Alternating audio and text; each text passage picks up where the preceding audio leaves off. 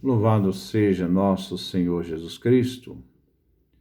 Nós vamos continuar o nosso trabalho sobre a questão da liturgia, trabalhando a questão da oração eucarística.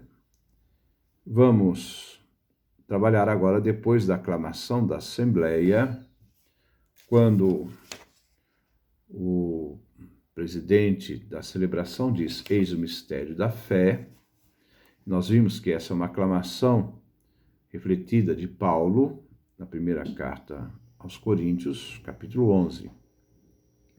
E agora nós vamos ver, esta oração, que é a oração, pós-aclamação, onde nós vamos encontrar uma segunda epiclese. A primeira epiclese é antes da consagração, onde se pede ao Pai que envie o Espírito Santo para que essas ofertas se tornem no corpo e no sangue de Cristo. Essa foi a primeira epiclese. A segunda epiclese fala do envio do Espírito Santo, pede ao Pai para enviar o Espírito Santo para a unidade da igreja. Mas eu gostaria primeiro de começar com um pouco de história da arquitetura barroca para entendermos esta parte. E eu vou só trabalhar a oração eucarística segunda. Talvez eu possa pegar uma outra oração. Primeiro eu vou pegar a segunda. Quando você entra numa igreja barroca, vamos supor, você está lá na igreja Nossa Senhora da Conceição, em Sabará, ou qualquer outra igreja em Ouro Preto. Você vê a disposição arquitetônica. Primeiro, você entra e você vê que algumas pessoas eram enterradas dentro da igreja. As pessoas eram enterradas dentro da igreja, ou no lado da igreja, ou atrás da igreja, cercada por um muro, que era um campo santo, Então, aquilo se refere à igreja que nós chamamos igreja padecente. Eles morreram, mas morreram para o tempo, mas estão vivos na mente e no coração de Deus, porque Deus não tem amnésia nem mal de Alzheimer. Porque qualquer ser humano que já existiu nesse tempo está lá no coração, na mente divina. Essa igreja padecente são aqueles cristãos que viveram a sua fé, morreram sustentando a sua fé, morreram unidos a esta fé e são sepultados naquela igreja. Mas eu quero só mostrar a parte interna da igreja. Então, algumas pessoas eram sepultadas dentro da igreja. Logo depois, você vê a disposição dos bancos, onde as pessoas estão em oração. Esses bancos lembram a igreja itinerante, a igreja que caminha. São aqueles que estão vivos e que ainda caminham neste mundo, para poder vivenciar e celebrar a sua fé, o grande culto, a celebração da fé. Então nós temos a igreja itinerante, a igreja que caminha. Logo depois você vê o altar. No altar está o presbítero, está o bispo, Então lá no altar está onde se celebra a Eucaristia. No altar está presente, então, a igreja ministerial. A igreja que está a serviço do povo de Deus e que celebra a Eucaristia, que preside a Eucaristia. Então nós temos a igreja ministerial presente ali na questão do altar. Está no lugar elevado, porque Cristo foi crucificado no lugar elevado, e lá se celebrava a paixão, morte de Jesus, também a sua ressurreição, claro, mas é o mistério da paixão, morte de Cristo, através da espécie eucarística, que é a centralidade da nossa salvação, que é dado por vós, onde nós esperamos a sua vinda.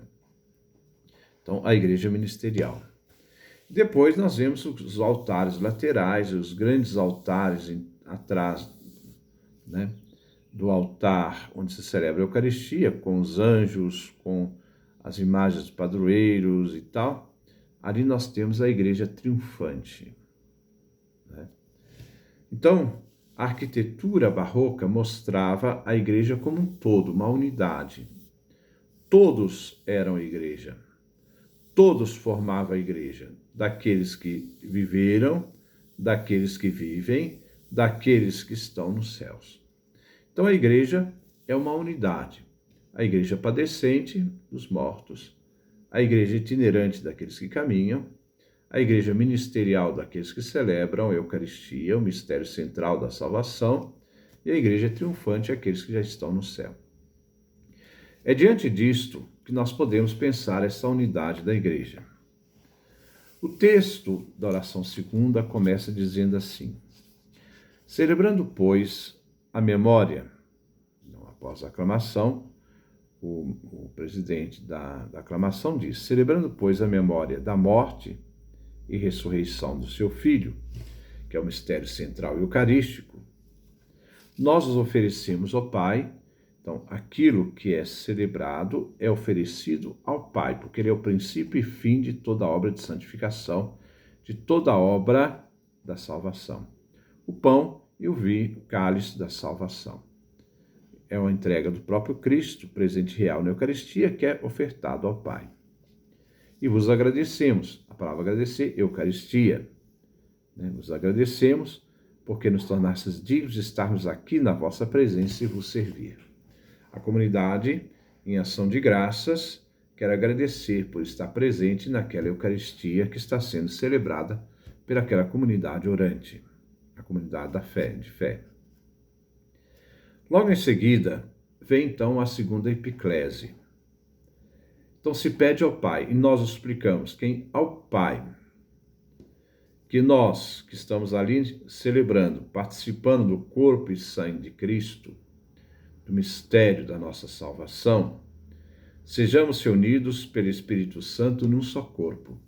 Então a igreja orante pede que nós, que estamos ali celebrando, participando dessa Eucaristia, possamos ser unidos pelo Espírito Santo, que o Espírito Santo gere a unidade da igreja celebrante e nós nos tornemos um só corpo. Então, o corpo de Cristo, a igreja. O corpo de Cristo, a igreja, não é só feita pelas pessoas que vivem. Também a unidade do corpo é feita com aqueles que foram cristãos, com aqueles que viveram a fé e que mantêm essa unidade no corpo do Cristo. Então agora vem a primeira lembrança desse corpo. Qual é esse corpo? Que o Espírito Santo gera unidade. Então a primeira parte fala sobre a igreja ministerial. Lembrai-vos, ó Pai, da vossa igreja, que se faz presente pelo mundo inteiro, que ela cresça na caridade com o Papa Francisco, nosso bispo, e todos os ministros do vosso povo.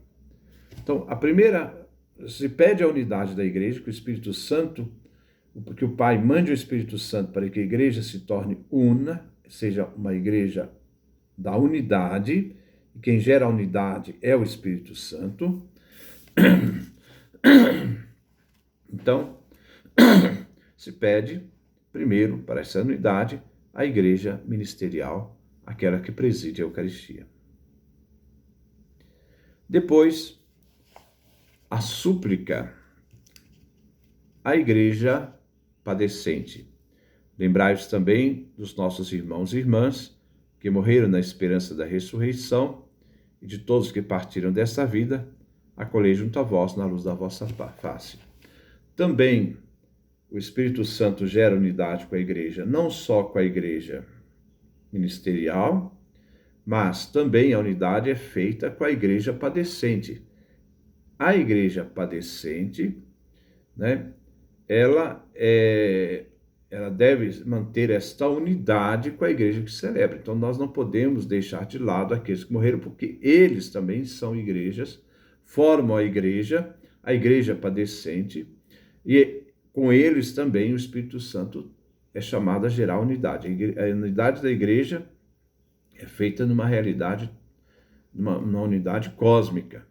Então, a igreja ministerial se pede agora pela igreja padecente. Se pede pela igreja ministerial e a igreja padecente para quê? Para que eles sejam reunidos pelo Espírito Santo num só corpo.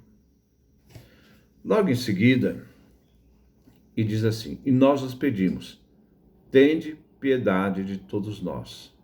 Aqui se fala da igreja itinerante, a igreja que ainda caminha, que nós sejamos reunidos pelo Espírito Santo no só corpo, então nós somos a igreja que caminha, e que nós tenhamos esta misericórdia do Pai para conosco.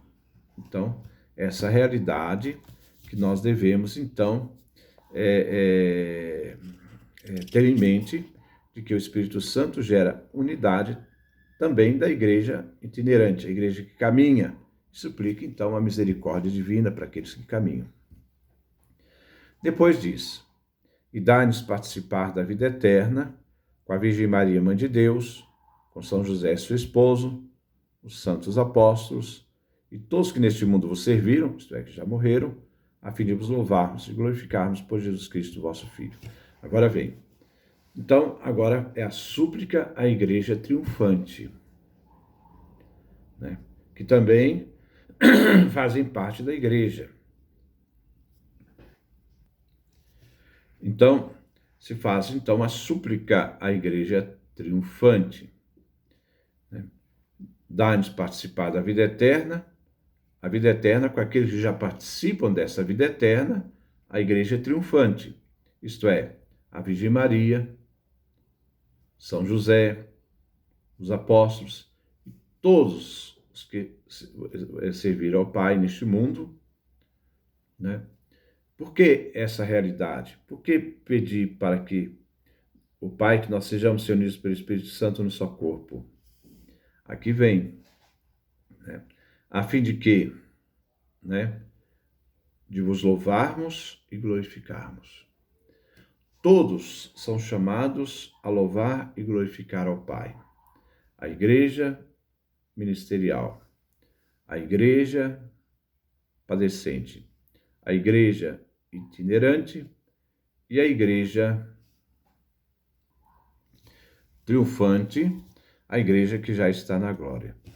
Todos são chamados, né, para louvar e glorificar ao Pai, por Jesus Cristo, vosso Filho, através de Jesus Cristo, vosso Filho.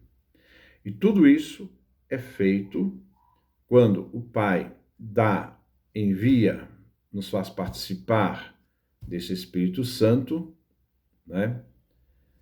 Que o Espírito Santo nos una e nos forme um só corpo. Então, a igreja não é só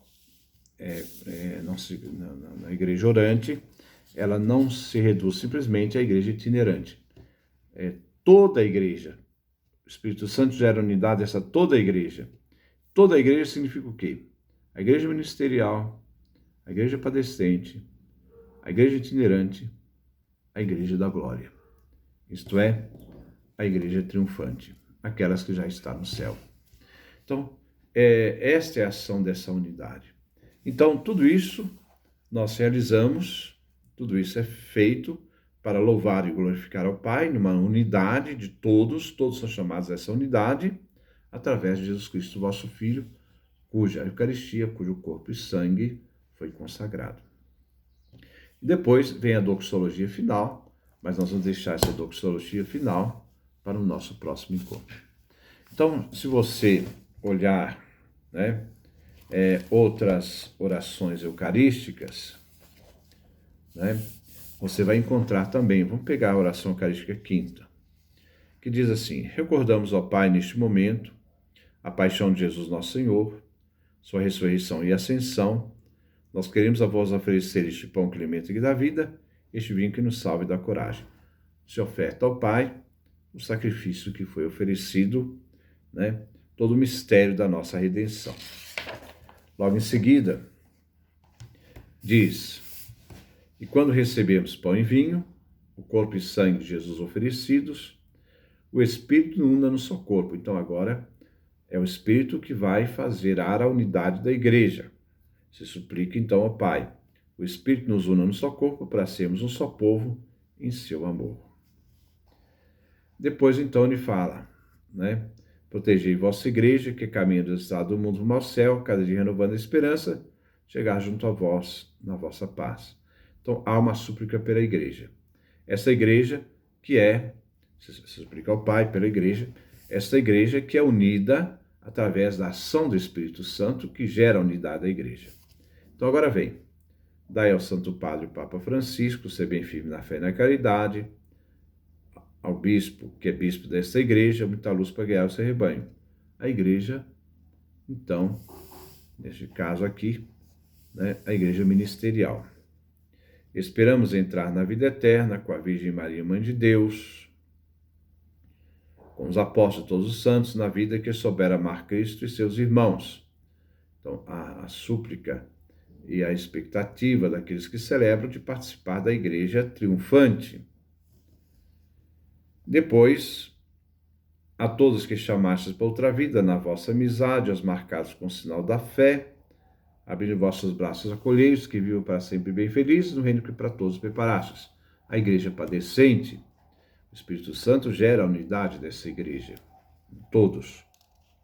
Depois, e a nós que agora estamos reunidos, somos povo santo e pecador, a súplica, dai força para construirmos juntos o vosso reino, que também é nosso, a igreja itinerante. Então, quando nós, naquele momento, após a consagração e a aclamação, nós estamos rezando pela unidade, para que o Espírito Santo gere esta unidade dessa igreja, pedindo ao Pai para que o Espírito Santo gere a unidade da igreja, e a igreja é uma realidade muito mais ampla do que somente aqueles que vivem. Todos fazem parte dessa igreja, todos são chamados depois, né, a essa grande doxologia final, né, porque toda a igreja celebra a Eucaristia numa unidade, no único corpo de Cristo, né, cuja ação é o Espírito Santo. Que Deus nos dê a sua graça, a sua bênção, a sua face resplandeça sobre nós.